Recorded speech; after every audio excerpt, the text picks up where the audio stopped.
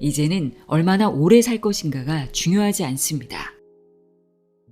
건강한 상태로 얼마나 오래 살 수 있는가가 중요하죠. 100세가 넘어서도 맑은 정신을 유지하고 약에 의존하지 않고 완전히 자립적으로 생활하기. 충분히 가능한 일입니다.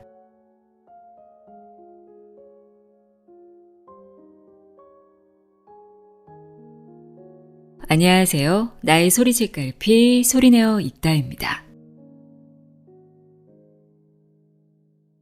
우리의 일상을 잘 들여다보면 식습관, 생활습관, 운동습관 등 온갖 습관으로 채워져 있다는 걸 알 수 있는데요. 어떤 습관을 갖는지에 따라 나의 정체성은 물론 건강과 미래까지 결정된다고 봐도 과언이 아니겠죠. 특히 건강은 더욱 그렇습니다. 평소 어떤 음식을 즐겨 먹는지, 어떤 자세로 생활하는지, 어떤 운동을 하는지 이런 습관들이 매일 쌓이고 쌓여 지금의 건강 상태를 말해주는데요. 오늘은 이렇게 습관이 노화의 속도를 결정한다고 이야기하는 책입니다. 지미 모하메드의 저속 노화를 위한 초간단 습관입니다. 200만 SNS 팔로워를 보유한 프랑스 국민의사로 불리는 저자는 오랫동안 다양한 매체를 통해 건강 조언을 전파해온 건강 분야 인플루언서입니다. 이 책은 특별한 장수 비법을 말하지 않습니다. 누구나 할 수 있는 작은 습관이 노화 예방과 삶의 질을 높인다고 강조하는데요.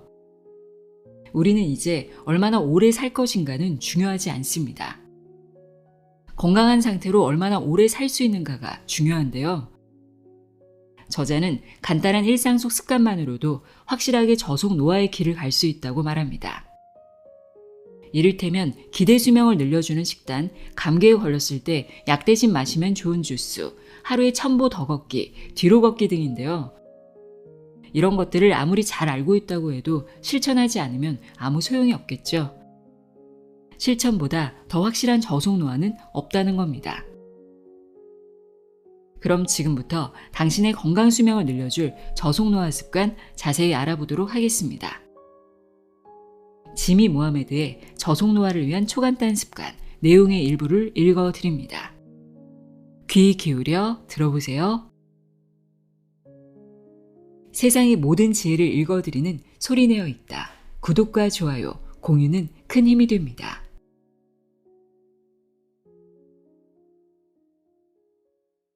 머릿말. 나이보다 젊게 살기. 나이는 숫자에 불과합니다. 큰 의미가 없어요. 물론 80세 노인의 에너지가 25세 청년의 에너지와 같지는 않겠지만 현실적으로 생각해 봅시다. 우리 모두가 바라는 건 가능한 오래 건강하게 사는 거잖아요. 100세가 넘어서도 맑은 정신을 유지하고 약에 의존하지 않고 완전히 자립적으로 생활하기. 충분히 가능한 일입니다. 우리는 모두 똑같이 나이 들어가지 않아요. 건강은 유전 형질이나 환경에 의해 결정된다는 사실을 받아들여야 합니다. 하지만 그 무엇도 당연한 건 없고 정해져 있는 것도 아니에요. 당뇨병에 걸리게 된다 해도 가능한 늦게 그리고 가볍게 앓는 것이 좋지 않을까요? 당신의 장기 나이는 몇 살? 아마 몇 년 후에는 생리적 나이, 즉 장기 나이를 아주 빠르고 간단하게 측정할 수 있게 될 거예요. 90세가 되어도 40, 50대처럼 뇌가 완벽하게 기능하고 또렷한 정신을 유지할 수 있습니다. 반면 50세에도 90세의 폐를 갖고 있을 수 있습니다. 나이 든 환자들을 진찰할 때 불안해하는 분이 계시면 저는 이렇게 말해줍니다. 젊은 사람처럼 혈압이 좋으시네요. 그러면 대부분 본인의 심장이 나이에 비해 건강하다는 사실에 기뻐하지요. 우리가 목표로 해야 하는 건 우리 장기가 실제 나이보다 더 젊게 유지되는 겁니다. 이 책에 나오는 팁들은 이런 목표에 도달하는 데 도움이 될 거예요. 여기서 소개하는 건 기적의 건강 보조식품이나 엉터리 약이 아닙니다. 단순한 조언이에요. 일부는 상식적인 조언이고 일부는 전통적인 생각과 반대되는 것도 있지만 모두 과학적으로 검증된 정보입니다. 지금보다 딱 1000보만 더. 제가 뭔가를 잊어버리거나 오타를 낸 게 아닙니다. 만보가 아니라 천보라고 쓴 게 맞아요. 요즘 모두가 한다는 그 유명한 만보 걷기는 여러분께 권하지 않을 겁니다. 제가 권하는 건 그저 하루에 딱 1000보만 지금보다 더 많이 걷는 겁니다. 다른 추가 사항은 없습니다. 자기만의 방식으로 시작하기. 요즘 모든 스마트폰에는 걸음수 측정기가 내장되어 있어 그 결과를 금방 확인할 수 있습니다. 하루에 몇 걸음을 걸었는지 단 몇 초면 알 수 있죠. 요즘 제가 얼마나 걷고 있는지 봤더니 만보는커녕 하루에 5000보 정도밖에 안 되더라고요. 저는 헬스장 등록을 하지 않고도 걸음수를 늘릴 방법을 찾기로 결심했습니다. 응급 의료 서비스를 위해 가정 방문을 할 때 절대 엘리베이터를 타지 않는 것부터 시작했어요. 그랬더니 하루 만에 10층에서 20층 정도를 걸어 올라가더군요. 전화 통화를 할 때도 가급적 걷고 짧은 거리를 이동할 때는 오토바이나 자동차를 덜 타려고 노력했더니 큰 힘을 들이지 않고도 걸음수를 20%나 늘릴 수 있었습니다. 걸음수를 5000에서 6000보로 늘리면서 저는 스트레스를 받지 않고 기대 수명을 늘릴 수 있었습니다. 그 이후 다시 달리기를 시작했죠. 물론 전혀 힘들지 않았다고는 말할 수 없겠네요. 솔직히 말해 처음에는 별로 즐겁지 않았어요. 그래도 1시간을 달리면 한 번에 만보를 채울 수 있습니다. 어찌 보면 균형을 맞추게 된 셈이죠.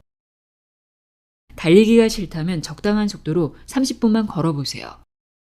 3000에서 4000보 정도는 거뜬히 채울 수 있습니다. 여러분도 자신만의 방식으로 균형을 맞춰보세요. 걷기는 의무사항이 아닙니다. 우리의 목표는 움직임이 적은 생활습관에서 벗어나는 거예요. 활동량이 많으면 많을수록 수면의 질과 기분, 면역력, 전반적으로 건강이 좋아집니다. 일부 연구자들은 잘 움직이지 않는 생활습관에서 벗어나려면 하루에 최소 5000보 이상은 걸어야 한다고 말합니다. 5000보보다 적게 걸으면 비만과 제2형 당뇨병, 심혈관 질환에 걸릴 확률이 높아집니다. 하지만 걷지 않더라도 하루에 만보를 채우지 않더라도 다양한 방법으로 움직일 수 있어요. 천천히 1분 동안 수영을 하면 100보를 걷는 것과 같고 저병 1분이면 300보를 걷는 것과 같습니다. 복싱 1분도 300보를 걷는 것과 같아요. 그러니 좋아하는 활동을 찾아 에너지 소비를 늘려보세요. 만성질환을 앓고 있다면 걷기는 여전히 도움이 될 겁니다. 한 걸음 더 걸을 때마다 건강한 삶에 한 발짝 더 다가간다는 사실을 잊지 마세요. 뒤로 걷기는 어떨까요? 걷기는 진부하고 기계적이고 누구나 쉽게 할 수 있는 자연스러운 신체 활동처럼 보이지만 뒤로 걷는 건 다릅니다. 별다른 노력 없이 뒤로 걷는 것만으로도 신체 상태를 개선할 수 있습니다. 물론 체력을 키우려면 노력을 해야겠지요. 사고가 날 수도 있으니 처음에는 장애물이 없는 곳에서 뒤로 걷는 연습을 해보세요. 10m 정도 거리에서 뒤로 걷는 연습을 시작해보세요. 평소와 다르게 걸으니 처음에는 무섭기도 하고 불안정한 느낌이 들 거예요. 낯설지만 불쾌하지는 않을 겁니다. 그 느낌은 올바른 방향으로 나아가고 있다는 신호입니다. 새로운 기술을 배우고 있다는 뜻이니까요. 뒤로 걸으면 균형 감각이 향상되고 평소에 사용하지 않는 근육을 쓰게 됩니다. 인대와 힘줄에 가해지는 움직임과 긴장을 변화시킬 수 있고요. 실제로 일부 정상급 스포츠 선수들은 무릎 통증을 개선하거나 하지의 특정 근육을 강화하기 위해 러닝머신에서 뒤로 걷기 훈련을 합니다. 여기서 놀라운 건 뒤로 걸으면 앞으로 걷는 것보다 30에서 40% 더 많은 칼로리를 소모한다는 거예요. 뒤로 걷지만 실제로는 더 앞으로 나아가는 거죠. 허리 통증이 있다고 검사를 서두르지 마세요. 프랑스에서 병원을 찾는 환자 가운데는 요통, 즉 허리 통증 환자가 가장 많습니다. 허리 통증은 세계의 질병이라고 할 수 있어요. 실제로 허리 통증을 호소하는 환자가 없는 날은 거의 없습니다. 다들 비슷한 이야기를 해요. 30세에서 60세 사이의 환자 대부분이 크게 움직이지도 않았고 특별한 걸 한 적이 없는데 허리를 삐끗했다고 말합니다. 아이를 들어 올리거나 바닥에 떨어진 물건을 주운 후에 허리 통증을 처음 느꼈다고 하고요. 특별한 원인 없이 통증을 느낀 분들도 있습니다. 처음 허리 통증이 생기면 그 고통은 상당히 심하고 참기 어려울 수 있습니다. 제가 통증 강도를 0에서 10 사이 어느 정도냐고 물어보면 환자들은 대부분 6에서 10 사이의 숫자를 말합니다. 임상 검사는 아주 단순해서 중증 여부를 확인하는 게 다입니다. 진료가 끝나면 환자들이 엑스레이나 MRI 같은 검사를 받아야 하는지 묻습니다. 제 대답은 이렇습니다. 둘 다 하지 마세요. 그 환자들에게 엑스레이는 아무 도움이 되지 않기 때문입니다. 또 다른 경우로는 몇 주, 몇 달 또는 몇 년 동안 허리 통증으로 고생하는 분들이 있어요. 이미 여러 검사를 통해 관절염, 척추 간격 감소, 디스크 탈출증 또는 디스크 돌출증 등의 진단을 받은 경우입니다. 이 경우에도 환자가 겪는 통증은 실제로 큽니다. 이 환자들은 여러 차례 진료와 치료를 받았지만 효과가 없어서 지쳐 있어요. 지금까지 받은 검사들은 거의 소용이 없거나 오히려 환자에게 해로웠을 수도 있고요. 허리 통증이 있을 때 함부로 검사하지 않는 게 좋다는 건 과학적으로도 입증된 사실입니다. 아주 특정 조건에 해당하는 경우에만 검사를 받으세요. 허리 MRI가 정상으로 나오는 경우는 아예 없습니다. 모든 사람에게 허리 MRI 검사를 해본다면 대부분 어딘가 이상이 있다는 소견이 나올 거예요. 예를 들어서 경추 관절염은 30세부터 시작됩니다. 30세 이상이라면 목에 아무 증상이 없어도 경추 MRI를 찍으면 진단서에 경추 관절염이 있다고 기록될 확률이 높습니다. 어느 날 목에 통증이 생기더라도 그게 경추 관절염과는 전혀 관련이 없을 가능성도 크고요. 디스크 탈출증도 마찬가지입니다. 방사선 전문의가 검사 중에 디스크 탈출증을 발견했다 하더라도요. 디스크 탈출증이 있다고 해도 모든 허리 통증이 반드시 디스크 탈출증과 관련이 있는 것도 아닙니다. 허리 통증이 전혀 없는 사람들을 대상으로 척추 MRI를 시행한 연구가 있습니다. 30에서 39세 사이의 참가자 가운데 절반 이상이 디스크에 이상이 있는 것으로 나왔죠. 디스크는 척추뼈 사이에서 충격을 흡수하는 역할을 해요. 섬유로 이루어진 외부 고리가 수분이 아주 풍부한 젤라틴 성분의 수액을 둘러싸고 있죠.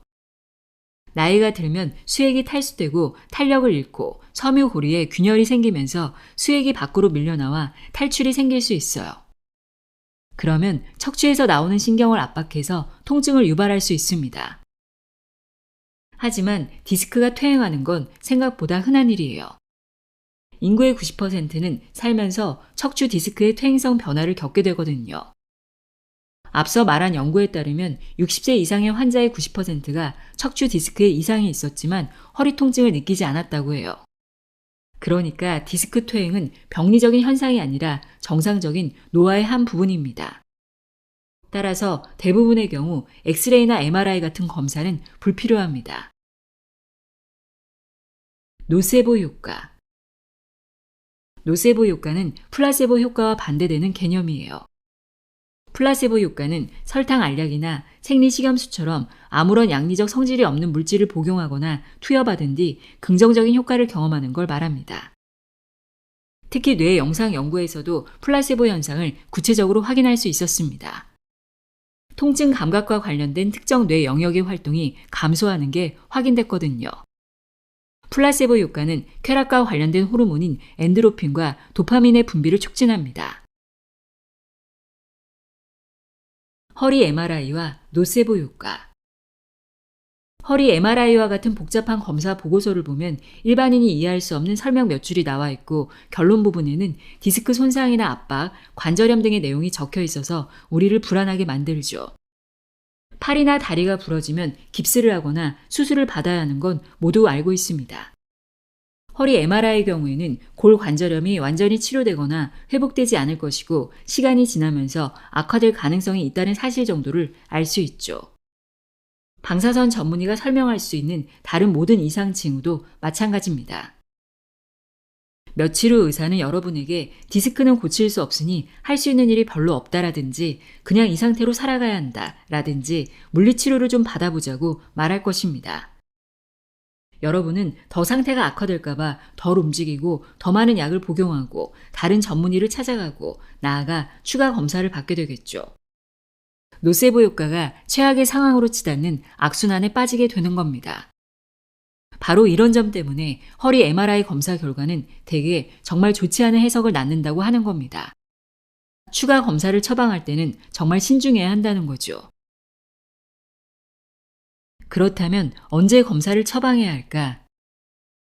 MRI는 의학적으로 매우 중요한 검사예요. 기존 검사로는 불가능했던 진단을 가능하게 해서 환자 치료 방식에 혁신을 가져왔죠. 그러니까 제가 드리고 싶은 얘기는 척추 MRI 검사를 진행하지 말라는 것이 아니라 적색 신호라고 부르는 특별 징후가 없는 경우에는 꼭 필요하지 않을 수 있다는 겁니다.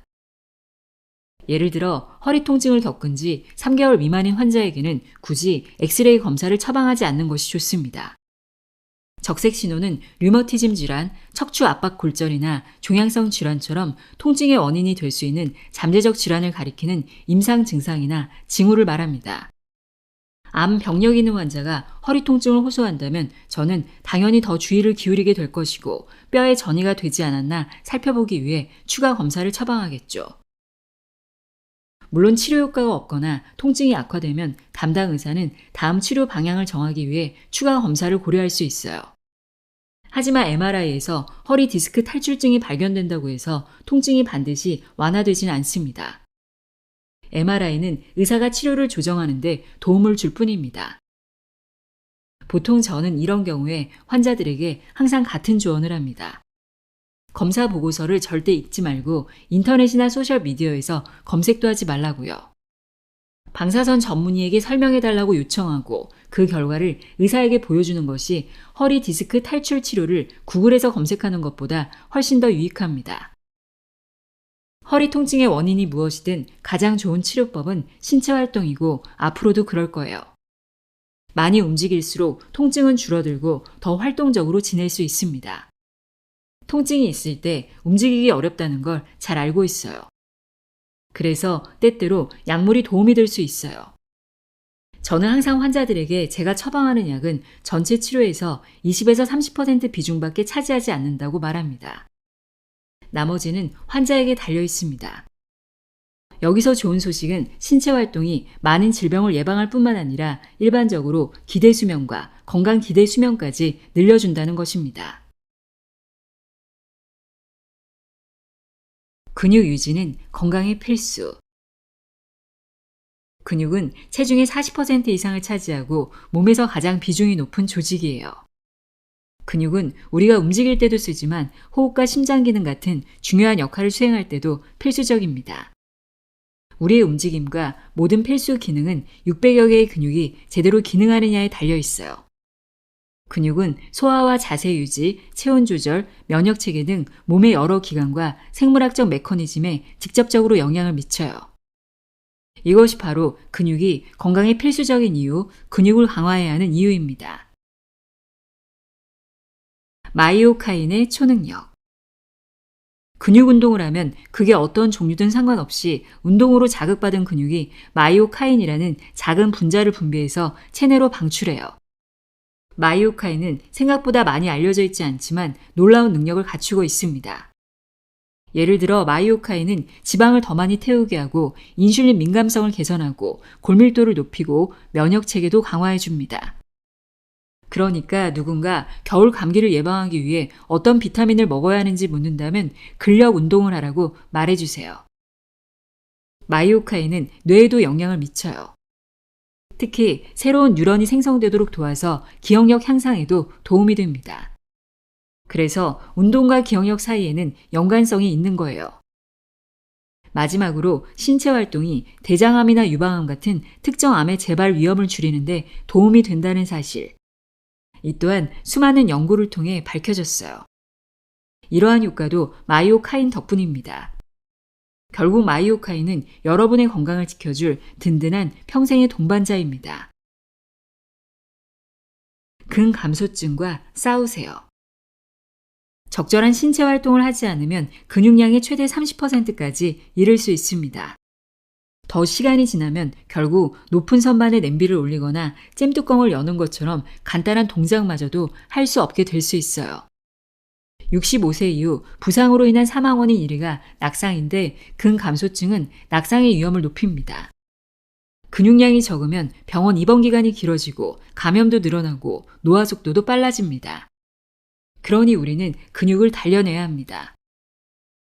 어떻게 하면 근육을 단련할 수 있을까요?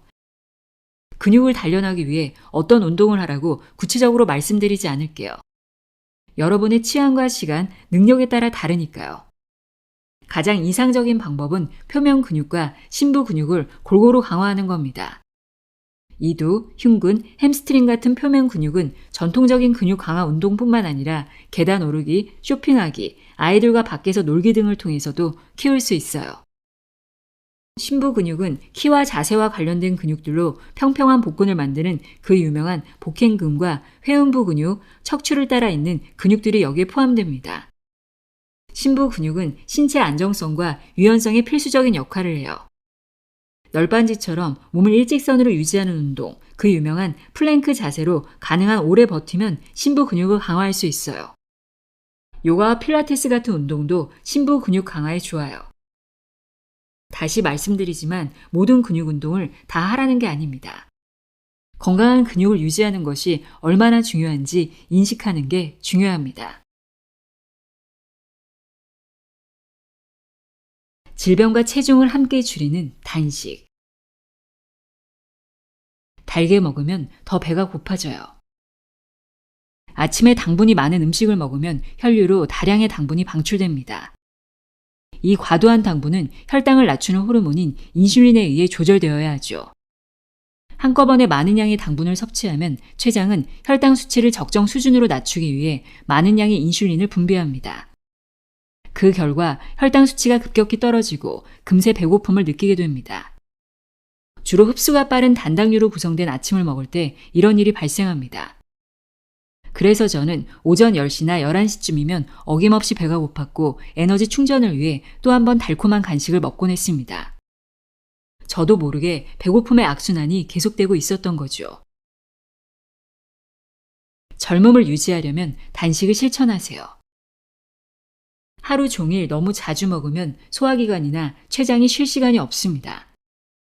끊임없이 인슐린을 만들어야 하고 먼저 간에서 당분을 비축한 다음 지방으로 저장해야 하니까요. 시간이 지나면 인슐린의 효과는 떨어지고 지방으로 가득 찬 조직에는 잘 작동하지 않게 됩니다. 이를 인슐린 저항성이라고 해요. 췌장은 혈당 수치를 안정적으로 유지하기 위해 더 많은 양의 인슐린을 분비하는데 이게 바로 전당뇨 단계입니다. 전당뇨는 모든 생체 검사에서 정상으로 나올 수 있습니다. 일상적인 검사에서 인슐린 수치를 측정하지는 않으니까요.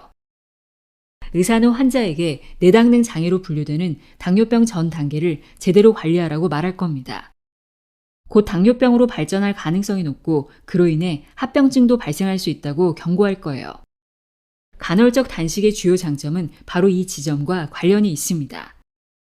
모든 대사적 문제를 개선해 줄 수 있거든요. 간헐적 단식은 당뇨병을 예방하고 혈당과 혈압 및 콜레스테롤 수치를 개선하는 데 도움을 줍니다. 산화 스트레스와 단식. 세포는 정상적인 상태로 기능할 때 에너지를 사용하고 생산하지만 그 과정에서 활성산소라는 노폐물도 만들어냅니다. 활성산소는 세포 독성을 유발하고 산화 스트레스를 일으킵니다. 산화 스트레스를 이겨내기 위해서는 항산화 성분이 풍부한 음식, 즉 자연에서 나는 과일과 채소를 섭취해야 하지요. 산화 스트레스는 세포 노화와 수많은 심혈관 질환, 뇌 질환을 유발합니다. 간헐적 단식은 이 산화 스트레스를 이겨내는데 도움을 주지요. 간헐적 단식이 심장마비와 알츠하이머병, 파킨슨병을 완전히 예방한다고 말할 수는 없지만 심장과 뇌를 보호하는 데 도움이 된다는 연구들이 있습니다.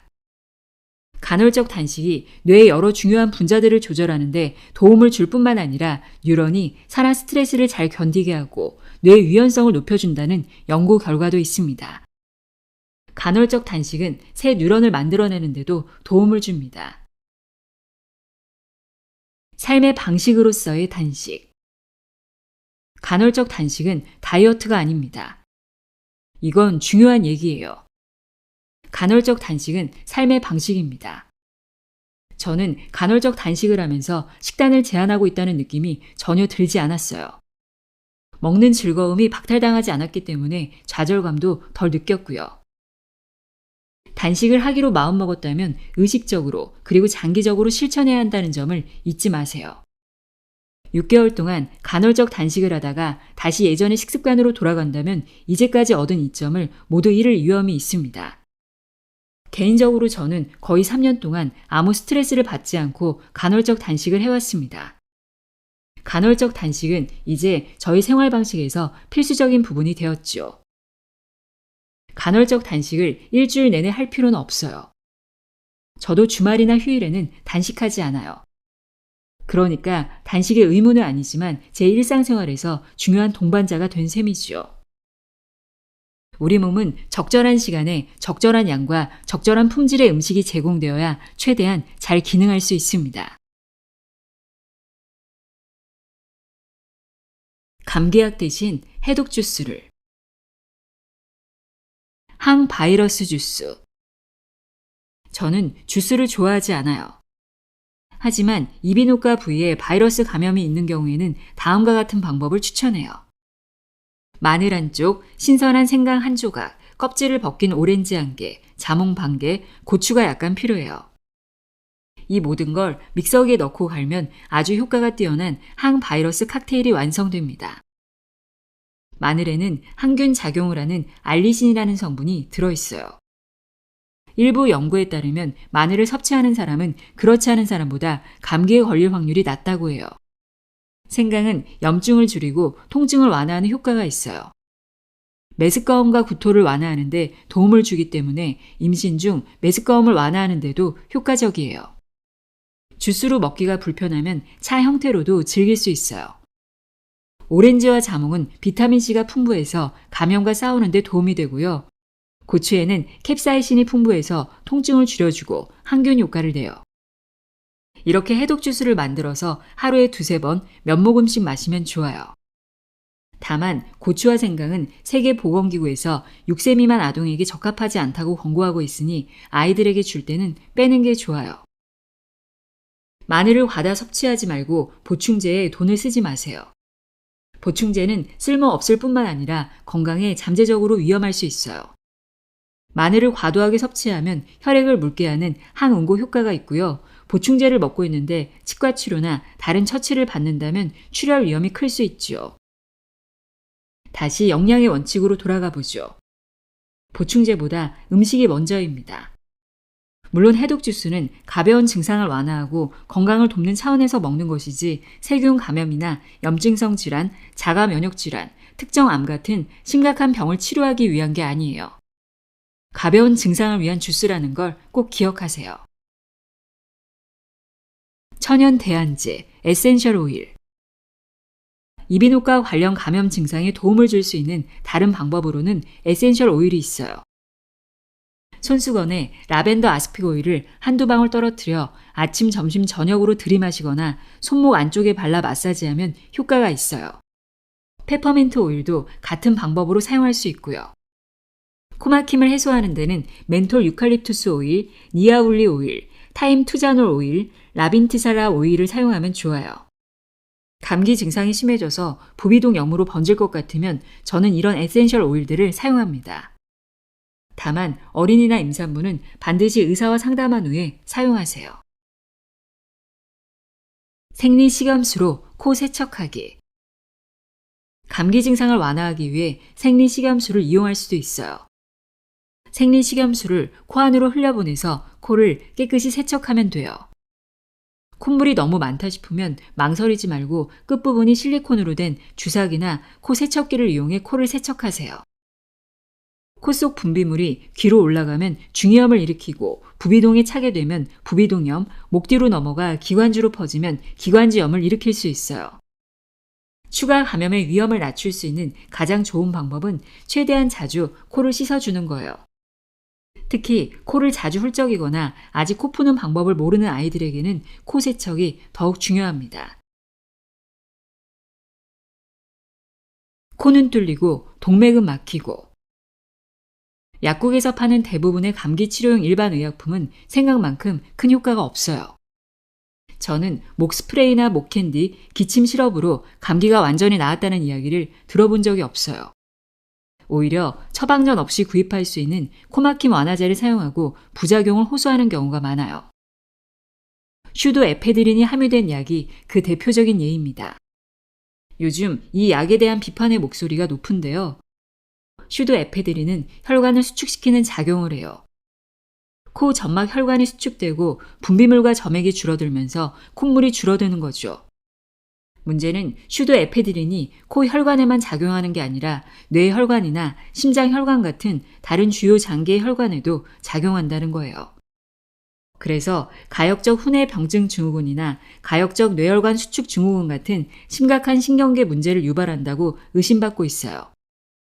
어떤 질병인지 자세히 설명드리지 않겠지만 이름만 들어도 무시무시하지 않나요?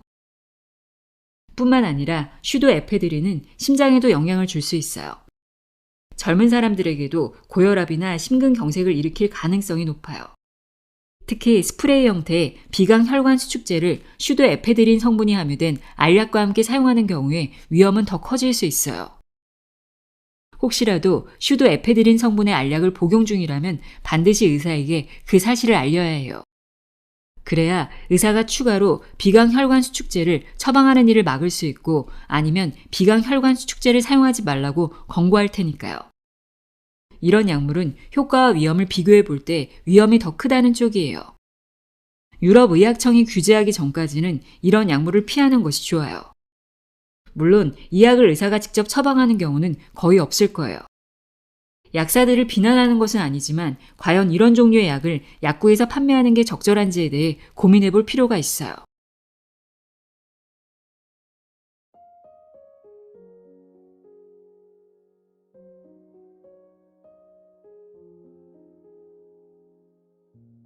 지미 모하메드의 저속 노화를 위한 초간단 습관 읽어드렸습니다.